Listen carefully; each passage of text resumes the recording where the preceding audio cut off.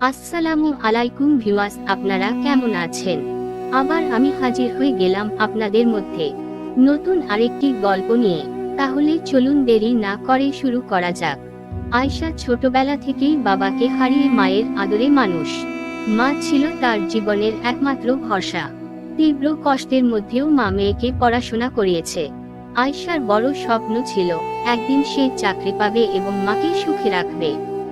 মা দিনমজুরের কাজ করতেন, অল্প যা আয় হতো তার সবটাই মেয়ের জন্য ব্যয় করতেন। কিন্তু আয়শা কখনো মায়ের কষ্টগুলো ঠিক বুঝতে পারত না। মা বলতেন, তুই শুধু নিজের পড়াশোনাটা করে যা, আমার কষ্টের কথা ভাবিস না। সময় গড়িয়ে গেল। আয়শা বিশ্ববিদ্যালয় থেকে স্নাতক শেষ করে চাকরিতে যোগ দিল। প্রথম বেতন পেয়ে সে মায়ের জন্য একটি শাড়ি কিনল। কিন্তু মায়ের চোখে সেই শাড়ি কেনার আনন্দের চেয়ে ছিল গভীর দুশ্চিন্তার ছাপ। কয়েক মাস পর আয়শার চাকরি সূত্রে ঢাকায় বদলি হলো। সেখানে যাওয়ার পর সে মাকে সময় দিতে পারত না। মা মাঝে মধ্যে ফোন করতেন, বলতেন, তোর খবর কি?